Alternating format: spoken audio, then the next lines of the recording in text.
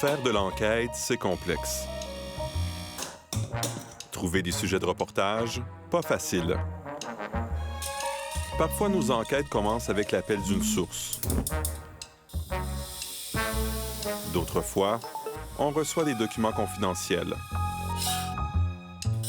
Mais cette fois-ci, notre enquête a commencé avec un simple repas à la maison, un dimanche matin.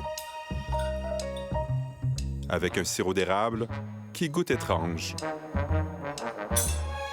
Il s'agirait pourtant d'un sirop d'érable pur.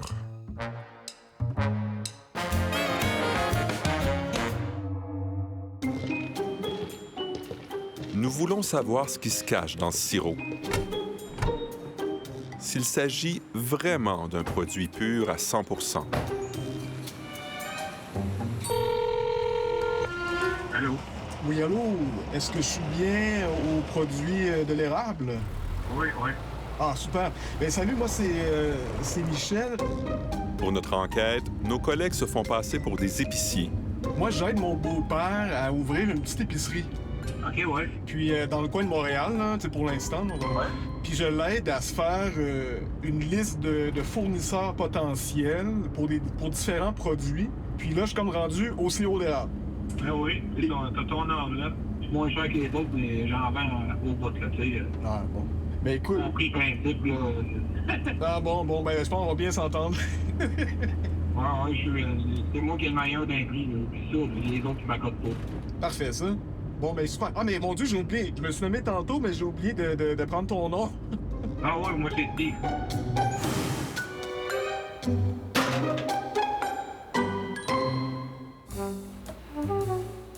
On a une super belle forêt, très mature. Julie Pion a acheté cette érablière il y a 3 ans. Cette sommelière, amoureuse du bon vin, a eu un coup de foudre pour le sirop d'érable. C'est la cabane, ça date de quand, ça? C'est 1950.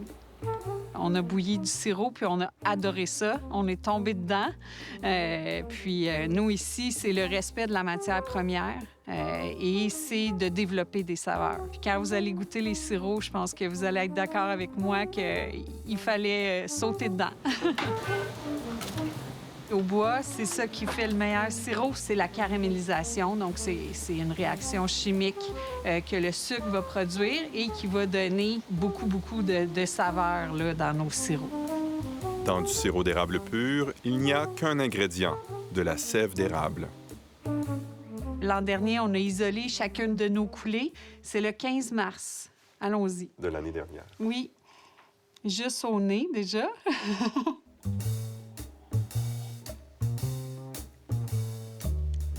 On a un petit côté lacté. Un peu caramel au beurre. C'est bon. Hein? C'est pas mal, hein? Ouais. Il y a comme quelque chose de distinctif Il y a quand une même. richesse. Le sirop d'érable, c'est magique. C'est un produit incroyable. Moi aussi, je vais avoir quelque chose à vous faire goûter. Ah oui? Oui, je vais enlever ça ici. Moi, je vais vous faire goûter du sirop que nous, on s'est procuré. Puis je vais avoir votre avis de, justement, de quelqu'un qui aime beaucoup les sirops, déguster des sirops, l'aspect sommelière en vous. Alors, je goûte. Oui, allons-y. Oh! OK.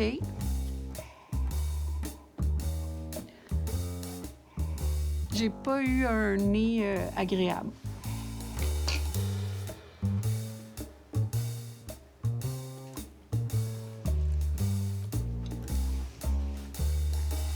J'ai l'impression d'un vieux maïs.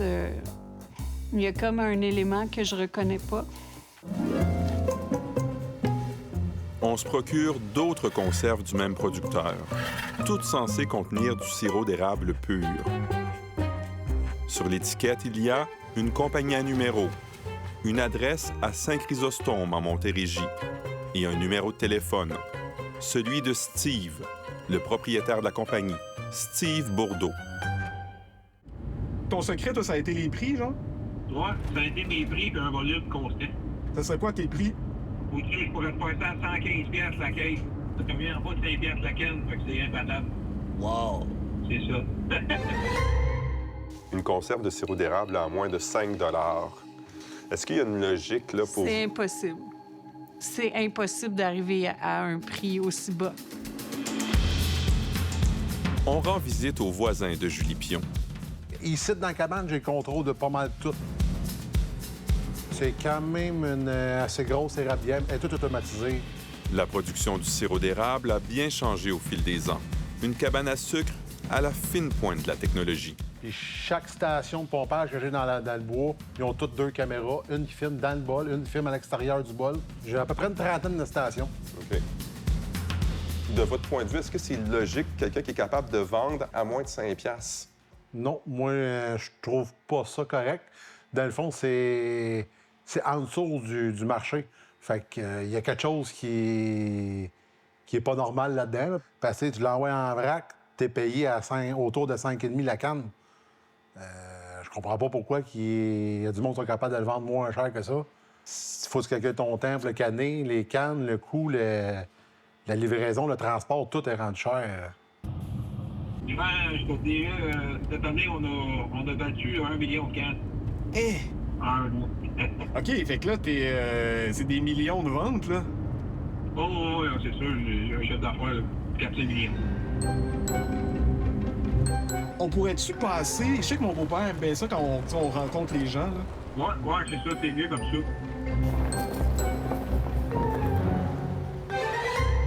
Que ça soit dissimulé. OK. Tu pèses sur quelqu'un qui arrive à enregistrer. Ah, voilà. OK, on va commencer par Michel. Donc, on va mettre ça à l'intérieur. C'est bon, ça. Ici. Installe ton micro, comme ça, on va le brancher après. Là. OK, je le mets ici. Ouais. Je pense qu'on a ce qu'il faut, là. Comment vous sentez, là, juste avant de partir? On va être prêt, on va être prêt. Donc, Mais dans vous le fond, allez nous, voir. on cherche vraiment le plus bas prix possible. Ouais, c'est ça. Donc, on veut voir s'il est prêt à nous faire vraiment des mélanges semi-légaux. Ben, c'est ça. Yes. C'est bon. Yes, OK. À Tantôt. tantôt. À 1 heure de route de Montréal, on arrive à l'érablière de Steve Bourdeau. OK, c'est à droite ici. Oh. OK, ça tourne. Sur les lieux, il y a plusieurs bâtiments, Je vais juste me mettre ici. On voit des cannes ici. des dizaines de barils et même des camions-citernes. Le propriétaire se présente peu de temps après. Alors, Marie, Marianne. salut! Ça va bien? Yes. Bonjour, ici. Eh oui. Ouais. Ça, c'est ton érablière, là? Ça a l'air de rouler ton affaire. Ça va pas mal. Des fois, on voit dans certaines places le sirop est comme plus cher, plus concentré, moins concentré. Ça existe-tu, ça? Pas vraiment. Non? Après le... C'est juste la couleur qui change. Comme la vanne qui s'en vient, là, supposons qu'on pogne 5-6 barils, ils sont sur le bord qui goûtent la glace, mais on mélange avec du extra clair, et ça nous sort un bon goût. Mélanger du sirop d'érable foncé avec du sirop clair est une pratique légale. Mais nous voulons savoir si Steve Bourdeau fait aussi des mélanges avec d'autres sucres. Tu penses-tu qu'on peut demander notre mélange spécial? Je savais pas si ça se faisait, là. Non, parce qu'on peut pas rien mettre dedans, Mais pourquoi? parce que c'est pas légal. Tu sais, sur notre canne, tu marques Ouais, mais depuis quand ça nous dérange? qu'on se fait checker. Ah, OK. Pour en savoir plus sur la manière dont les producteurs sont surveillés, on se rend à Laurierville, dans le centre du Québec. C'est là qu'on retrouve la réserve mondiale de sirop d'érable. Un système d'inspection sophistiqué a été mis en place. Tous les barils produits et vendus au Québec doivent être inspectés. La responsable des inspections nous explique le système. Ici, on est à la station 1 du classement du sirop d'érable. L'équipe d'inspection dispose d'appareils qui permettent de tester le taux de sucre, de déterminer la couleur, mais aussi de dénicher une probable falsification du sirop. On classe environ de la récolte totale, un bon 80-90 de la récolte totale. Dans une saison, ça va jouer entre 350 000 à 420 000 échantillons par année. C'est donc la très grande majorité du sirop qui est inspecté. Bon nombre de conserves vendues en épicerie proviennent de sirop. Il y a même des goûteurs spécialisés en sirop d'érable. Et s'il y a un doute sur l'authenticité du produit, on pousse plus loin les tests. À ce moment-là, le sirop est envoyé au laboratoire du Centre Acer à Saint-Hyacinthe. Et là, on passe par des tests beaucoup plus poussés. Depuis qu'on existe, on n'a jamais trouvé de sirop adultéré. Toutefois, certains producteurs n'ont pas à se soumettre au contrôle. Nous, on a le mandat d'analyser les grands contenants. Donc, toute la production de contenants de 5 litres et plus va passer par Acer Division Inspection pour se faire analyser. On ne fait pas le classement du sirop d'érable d'un producteur qui va vouloir aller en vente directe dans un supermarché ou tout ça. Donc, nous, on ne classe pas ce sirop d'érable. La vente directe aux épiceries, c'est justement ce que fait Steve Bourdeau. Il passe sous le radar des inspecteurs parce qu'il met lui-même en conserve le sirop qu'il produit. Ce type de conserve n'est pas inspecté, sauf lors de certains tests aléatoires.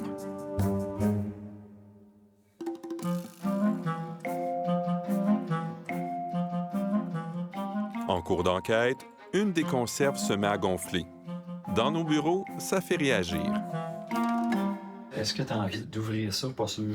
Et surtout pas d'en boire.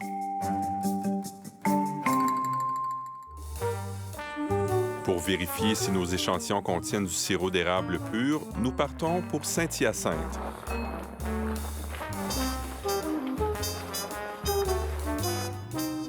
C'est là que se trouve un laboratoire spécialisé en sirop d'érable.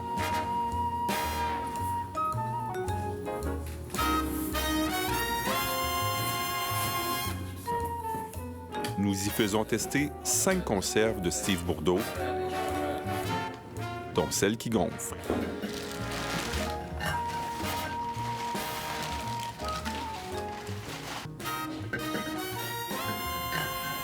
Puis un dernier échantillon.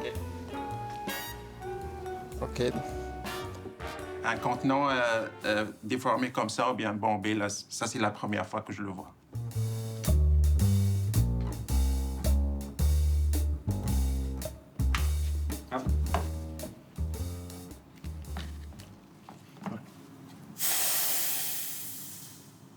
Ça sent déjà, en fait, la fermentée.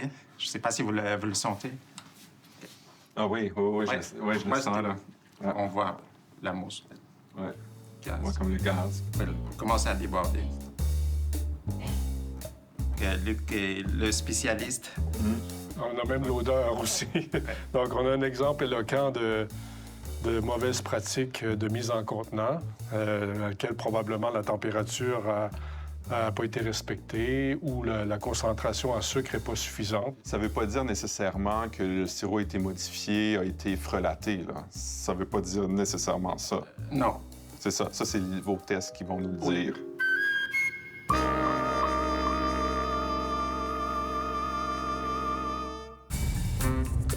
Nous avons infiltré un acériculteur de la Montérégie. Steve Bourdeau produit son propre sirop d'érable. Mais nous apprenons qu'il en achète aussi une grande quantité en vrac, qu'il met en conserve et revend à profit. Parfois, sans suivre les règles. Au Québec, la 3 fois que je me fais pas bien acheter au PT2. On n'a pas le droit, là, tu sais. J'ai pas le droit d'acheter de d'autres producteurs. Il est légal d'acheter du sirop en vrac au Québec. Mais pour le faire, il faut détenir un permis. J'ai eu 350 000 d'amende la dernière fois. Cette amende de 350 000 $ lui a été imposée en 2023 parce qu'il achetait du sirop en vrac et le revendait sans autorisation. Les enquêteurs ont trouvé des bouts de carton sur lesquels Steve Bourdeau tenait une comptabilité parallèle. Nous avons obtenu la bande sonore de son témoignage dans une procédure contre l'un de ses fournisseurs. Je le marquais là, sur un carton comme ça. Après ça, on détruisait le papier quand j'avais le total. Puis les paiements, comment étaient-ils effectués? C'était 100% en argent. Là. En argent comptant? En argent comptant. Il n'y a pas vraiment de trace bancaire de ça. L'argent noir reste au noir. Ils m'ont assez fait chier. À vois-tu, j'avais commencé bien avant. Là. Ouais. Juste que j'en ai jeté hors Québec. OK, ouais. Ensuite, c'était tout au noir. Steve Bourdeau a trouvé un moyen pour continuer à acheter du sirop en vrac, tout en passant sous le radar. Il achète maintenant du sirop à l'extérieur du Québec. On vient d'obtenir la bâche de l'Ontario, tout en nous, la bâche de l'Ontario. Le lundi, j'ai un 100 barils de sirop des Nouveau-Brunswick qui s'en vient tout. Il dit acheter 3 fois plus de sirop en vrac que ce qu'il produit dans son érablière. Ceux d'Ontario, là, eux, ils ont-tu le droit de faire des petits mélanges? Oui, mais non, personne n'a le droit. Mais comment ils font pour la vendre pas cher demain? Ben, il n'y a pas de fédération. Des fois, je paye cash, je paye moins cher. Moi, c'est comme la guerre. Je fais la guerre à la fédération légalement. Et à chaque fois que je voyais une de mes cannes à quelque part, ça les fait chier. Je suis bien content. La fédération dont parle Steve Bourdeau, c'est le regroupement des producteurs acéricoles du Québec, les PPAQ. La réserve, où est-ce qu'on se situe aujourd'hui, on peut entreposer des surplus de production annuellement. La fédération est responsable d'inspecter le sirop du Québec, mais elle n'a aucun pouvoir sur le sirop provenant de l'extérieur de la province. C'est sûr qu'un producteur peut avoir un lien d'affaires avec un autre producteur en Ontario. Nous, on n'a aucun contrôle sur ça. S'il est allé il a acheté des barils qui viennent de l'Ontario, bien, il y a quand même une responsabilité de s'assurer qu'il répond aux normes qui sont applicables au Québec quand tu vends des produits en marché. Ça appartient au gouvernement de s'assurer que le produit alimentaire qui se retrouve sur une tablette puis que le consommateur va acheter bien, respecte les normes de salubrité. Salubrité, authenticité. C'est ça. Au Québec, ces règles relèvent du ministère de l'Agriculture, des Pêcheries et de l'Alimentation, ainsi que de l'Agence canadienne d'inspection des aliments. Au cours des dernières années, leurs inspecteurs n'ont trouvé aucun cas de sirop falsifié. Le producteur duquel on a fait analyser les échantillons, lui, il croit que les PPAQ, c'est une mafia. Ah non, c'est de vrai mafia. Tu n'as même pas d'idée. Comment vous réagissez à ça? Bien, c'est sûr que c'est pas le fun à entendre. J'aimerais ça que 100 soient tous contents, mais malheureusement, il y a toujours quelques personnes qui ne croient pas au système, qui ne voient pas tout ce que ça a apporté, puis ils restent un peu réfractaires à suivre les règles. C'est une organisation démocratique, là. Il y a des votes, ce sont des producteurs acéricoles qui sont à la tête de l'organisation, puis ils travaillent à trouver les meilleures façons pour faire en sorte que les producteurs puissent bien vivre de cette production. La fédération, qu'est-ce qui est le fun, c'est que ça stabilise les prix. Il n'y a pas une année qui est plus haut parce qu'il y a une petite année. Il n'y a pas une année qui est plus bas parce que c'est une grosse année, puis il y en a partout. Fait que là, ils donnent moins pour le sirop. Bien, ça stabilise les prix. Tu as comme le prix plancher. Fait que, tu peux te faire un budget sur une couple d'années avec au moins ce prix-là. Tu me disais que tu fournissais beaucoup de monde, comme ça? Cette année, je pourrais faire 1,5 million de cannes. Ah, ouais. La compagnie écoulerait sur le marché plus d'1 million de conserves annuellement. OK. Bien, si on serait capable d'avoir un peu plus d'informations, on pourrait aller le voir, puis voir aussi dans les épiceries où est-ce qu'il est, les dépanneurs, puis ramasser des cannes. On pourrait faire des vérifications ciblées. Devant nos collaborateurs, Steve Bourdeau se vante d'écouler ses conserves dans des centaines d'épiceries, dont des grandes bannières comme IGA et Métro. Il serait aussi présent dans plusieurs régions. En Ontario, je ne sais pas si tu connais Farm Boy. J'achète juste de l'achat. Juste palette. L'achat. Puis on est fort avec Saint-Jean, on est quasiment dans la moitié des magasins. Ah, wow! OK, mais t'es comme là, t'es littéralement partout, là. On est partout.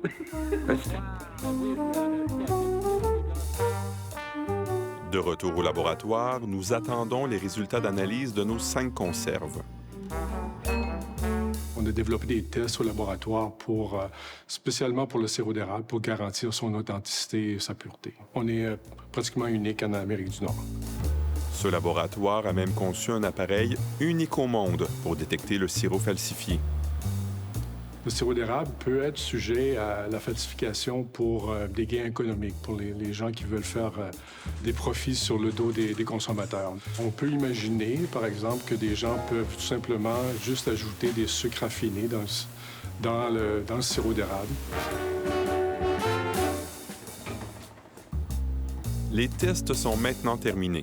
Nous allons enfin savoir si les échantillons de sirop d'érable de Steve Bourdeau sont purs à 100 %. Que disent les données? On a obtenu des résultats nettement supérieurs par rapport à la signature isotopique du sirop d'érable. Okay. Qu'est-ce que ça veut dire, ça? Ça veut dire, en fait, que les échantillons sont adultérés. Tous? Oui. OK. Donc, ça pourrait être adultéré avec quoi? L'hypothèse, c'est principalement, en fait, le sucre de canne. Dans chacune des 5 conserves testées, on retrouve de la canne à sucre. Beaucoup de canne à sucre. Dans les valeurs que vous avez aujourd'hui, vous êtes en train de me dire qu'il y aurait 50 d'un autre sucre, comme du sucre de canne? Au moins. Au moins 50 Donc, il y a moins de 50 de sucre d'érable dans chaque conserve. Oui. C'est ça. C'est ce que ça veut dire. OK, donc c'est beaucoup. Ouais. OK. Oui. Est-ce que vous avez déjà vu ça, des résultats comme ça? Non, c'est la première fois que je vois une adultération de cette sorte. Là, on voit vraiment que c'est carrément du sucre de canne qui est ajouté dans les boîtes. Là. Oui, puis à grande quantité. C'est pas juste un peu, c'est ça. Donc, ça prend aussi une infrastructure pour faire ça, là, dans le sens qu'il faut... c'est pas un accident. C'est pas un accident, c'est volontaire. Alors, je vais montrer un peu. Donc, c'est celui-ci. C'est un vrai sirop d'érable. Après l'avoir goûté, je l'ai envoyé dans un laboratoire. Et voici le résultat du test que j'ai reçu. Conclusion, l'échantillon 20-25-50-10 est adultéré et ne peut pas être considéré comme du sirop d'érable 100 pur. Bien, ça m'attriste énormément. Ça m'attriste énormément que des gens en arrivent à ça. Je trouve ça incroyablement décevant. C'est de la tricherie. Il faut trouver une façon que ça ne puisse pas arriver. La jalousie en a encore. Eh oui. C'est pas grave. Mais pourquoi qu'on jaloux de même? Parce que j'ai le marché, puis c'est pas tout légal, puis j'ai pas fait pareil. Là, tu sais. Il nous a dit que c'est lui qui a le marché. Mais c'est pas tout légal, son affaire, mais ça a quand même passé. Bien sûr, vous avez le marché si vous cassez les prix parce que vous mettez du sucre qui n'est pas du sucre d'érable là-dedans. Voyons donc. Il n'y a personne qui respecte le produit qui va faire ça. Et tu rajoutes d'autres affaires dans du sirop, puis là, tu maxes 100 pur. C'est sûr que ça va tuer le marché. Hein. C'est pas bon.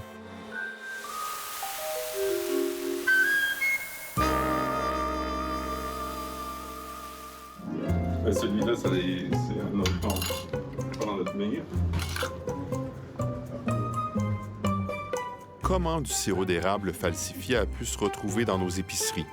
Des collègues nous apportent de nouvelles conserves de Steve Bourdeau. Il y a un problème. Ah oui?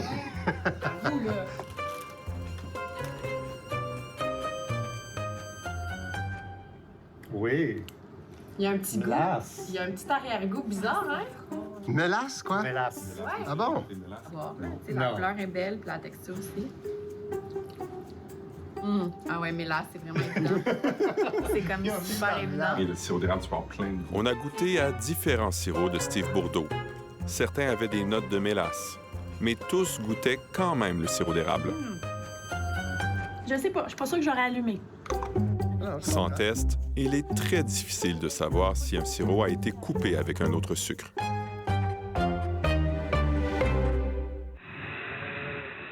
Toutes les variétés que j'ai avec des défauts de saveur, là, tu trouves le bourgeon, l'acide, ben, on mélange tout ça un petit peu. Après des mois d'enquête, l'heure est venue d'appeler Steve Bourdeau. Il a refusé de nous donner une entrevue à la caméra, mais au téléphone, il s'explique. Allô? Oui, bonjour, Monsieur Bourdeau? Oui. Oui, Gaëtan Pouliot, je suis journaliste à Radio-Canada à l'émission Enquête. On a des informations comme quoi vous vendez du sirop d'érable qui est falsifié, c'est-à-dire qui est mélangé avec d'autres sucres que du sirop d'érable. Non, c'est impossible. J'ai mon sirop d'érable au Nouveau-Brunswick puis en Ontario. Puis... Mais comment vous faites pour vous assurer que ce que vous avez du Nouveau-Brunswick puis de l'Ontario, c'est du vrai sirop d'érable pur? Ben, nous autres, on y goûte, puis c'est comme ça que ça marche, là. On s'entend qu'il y en a que ça se peut qui s'y tournent un peu les coirons puis qui pourraient même pas le savoir. Ben, c'est comme tu as dit, nous autres, on les goûte. Là. Des fois, c'est mélancolier. Les autres, ça, c'est des Guatémaltèques. Tu sais. On a fait faire des analyses de plusieurs conserves, là. Et bien, c'était pas du sirop d'érable pur. À l'intérieur. Ah ouais? À l'intérieur, il y a du sirop de canne à sucre. Ah ouais? Peut-être qu'on s'est fait passer une bâche, là. On a fait analyser plusieurs batchs, là, par contre, là. OK. Steve Bourdeau nous explique que le sirop falsifié viendrait de ses fournisseurs. On va essayer de trouver où ça vient. Je vais checker. Là. On va faire mon enquête. Là. Ouais. Comme je te dis, je me dis, tu as près de 200 producteurs. Là. On va les faire un par un. Qu'est-ce que tu veux qu'on fasse? Si c'est pas du sirop d'érable pur, c'est de la fraude alimentaire. C'est de la fraude, finalement, de vendre ça. OK. Vous êtes quand même un gros vendeur, là, à ce que je comprends. Là, vous vendez quand même... Pas tant, hein? Ah, je pensais que vous étiez un gros vendeur au Québec. Non, pas tant que ça. À combien vous vendez? On vend peut-être une centaine de milliers de cannes. Là. Cette année, je dois faire 1,5 million de cannes. Ah, hein? Nous le rappelons, quelques jours plus tard. Vous m'avez dit que vous vendiez environ 100 000 conserves par année, mais moi, l'information, c'est 1 million de conserves de cannes l'année dernière, puis 1,5 million cette année. Ouais. C'est moins que ça un peu, là, mais ils viennent de où tes informations, premièrement?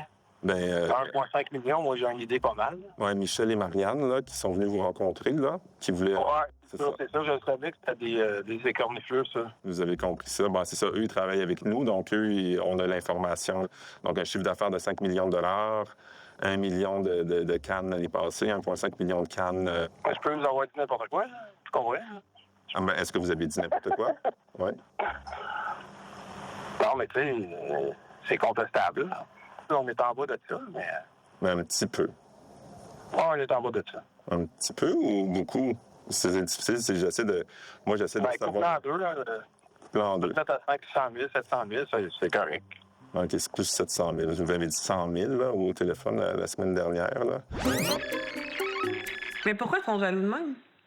Parce que j'ai le marché, puis c'est pas tout légal, puis j'ai pas fait pareil, là, tu sais. Michel et Marianne, on a l'information. Vous leur avez dit aussi que c'était pas tout légal, votre affaire. Ah oui, c'est tout légal. Il n'y a rien de légal là. Toutes mes factures sont toutes légales. Notre infiltration nous a pourtant appris qu'il continue à faire des affaires au noir, sans facture. Donc, le fait en cash, OK? Puis, il faut le faire en cash, là, bon, on fait ça mort. Ni toi ni moi. Les deux magasins, Mike, je n'en rappelle plus. OK. Steve Bourdeau vend donc au noir à des épiceries. Il nous avouera qu'il achète aussi une partie de son sirop de manière clandestine, mais après l'avoir nié. Est-ce que vous avez aussi des achats au noir? Non, on n'a pas d'achat au noir, on n'a pas le droit de faire ça. Surtout au bord du Québec, là, c'est une vraie mafia ici. Là. Vous ne faites pas ça acheter... Quand même qu'on achèterait quelques gens noirs, ça n'a jamais fait mourir personne. Là. OK, vous le faites. C'est ça, vous le faites. C'est ça que vous me dites, mais pas un peu. Un peu. Comment vous voyez ça, vous, quelqu'un qui est récidive, disons, dans le non-respect des règlements, des règles et des lois? Là, bien, c'est sûr que c'est pas le fun, mais malheureusement, où est-ce qu'il y a de l'homme, il y a de l'hommerie. Cependant, la Fédération ne peut pas lui interdire de vendre en épicerie, même si son sirop s'avère falsifié. Si vous découvrez ça, éventuellement, le lendemain, la personne peut continuer à produire, à vendre comme avant. Oui, mais bien entendu que s'il y a une cloche qui a été sonnée, bien, on va faire des suivis plus rigoureux. Là. On se fermera pas les yeux. On va aller sur le terrain, parler avec le producteur, lui donner plus d'informations pour s'assurer là, qu'il va réajuster le tir. Steve Bourdeau nous assure qu'il va mettre en place un système d'inspection pour son sirop. On va essayer de faire tester un baril sur 25, là, ou sur 50. Là. Qu'est-ce que vous allez faire avec la production que vous avez sur les tablettes en ce moment dans les épiceries? Bien là, elle va être pas mal écoulée. D'ici 2-3 semaines, il ne restera pas grand-chose. On ne fera pas grand-chose avec ça. Là. Ça va se passer, puis ça va être écoulé une pile. Steve Bourdeau nous écrira plus tard qu'il respecte toutes les lois et règlements applicables. C'est bon pour moi.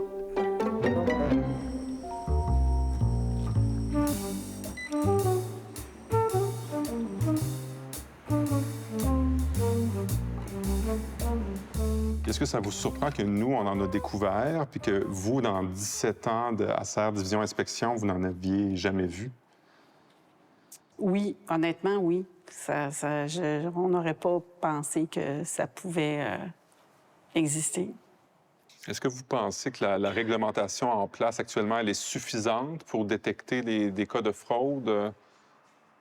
Bien, je crois que oui, parce que là, tu sais, je voudrais pas partir en peur de dire que là, c'est un fléau. C'est quelque chose qui nous est rapporté pour la première fois. Ça demeure l'image de Oui. tous les producteurs. Tu sais, c'est votre image là, qui Bien, est en ça jeu. pourrait teinter tous les producteurs qui ont... Les 8000 entreprises qui font du sirop d'érable au Québec bien, peuvent être affectées par ça.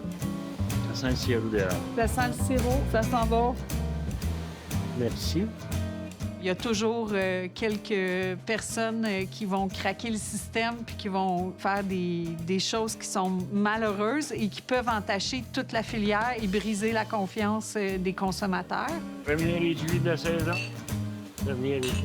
Cheers, Étienne. C'est important de respecter les gens, c'est important de respecter le produit. Il faut que les gens soient fiers au Québec. C'est, selon moi, le produit le plus identitaire du Québec. C'est-tu bon? C'est bon, ça, bon, ça. Ça goûte le ciel? Ah oui.